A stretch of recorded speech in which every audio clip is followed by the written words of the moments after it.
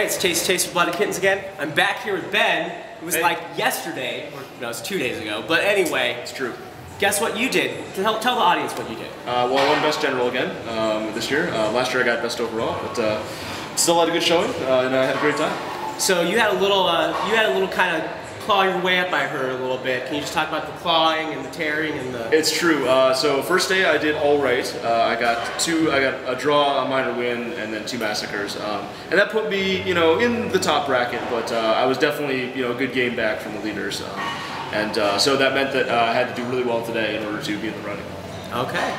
So what armies did you face? Just, don't go into massive detail. We don't want to keep you waiting from a pool party and food and pool party is important. So just 7 games. What was the breakdown of armies you played? Okay, sure. So I played against 2 Mech IG guys, normal leaf blower style, somewhere Nick Rose is crying, and I played against a double Seer Council list, 2 maxed out Seer Councils, Farseers, Fortune everywhere. I played against a demon list that was pretty interesting, and I played against. Let's see, what else did I get? Some sort of Dark Eldar. Yeah, I played against Dark Eldar last round. Yep, that's right. I played against Justin Hildebrand, known as Dasher Pepper. Yeah. And I think I'm forgetting a couple others, but it was a good mix of armies. The 2 Mech IG was brutal for me. That's a tough matchup for Vanilla Marines.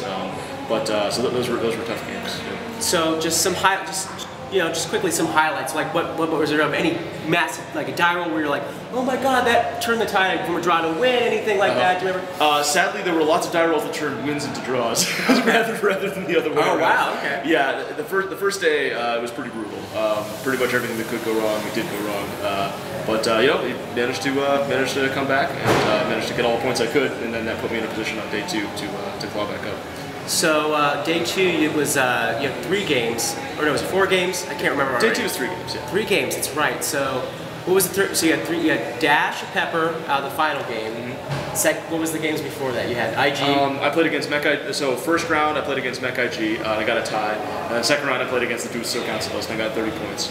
And then last round I played against Dark Eldar with Dash and Pepper and I also got 30 points. I got max points. All right. So I just talk about. I think it was Dash's only real loss. And his list is pretty brutal. It's internet kind of knows about it.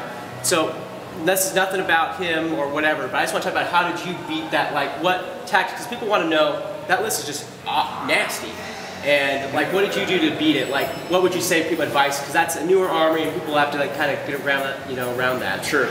Well, I mean, he's playing a million Venoms and Ravagers. He's only got really 2 close combat units. He's got a Witch Squad. He's got a Beast Squad. Witch Squad's really only for killing vehicles too. It's got Haywire grenades, but nothing else.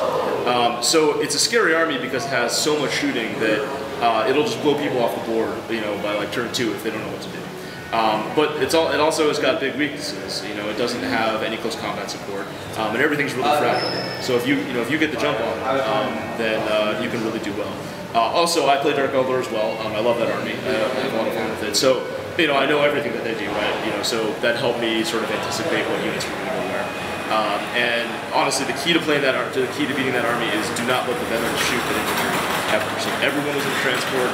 We're all in cover. I reserved a lot of stuff. And was able to draw him into me. I deployed way back in the corner. And as he turbo boosted across the board to come towards me, and then my guys came on from reserve and charged him, and I got 9 kill points in 1 turn.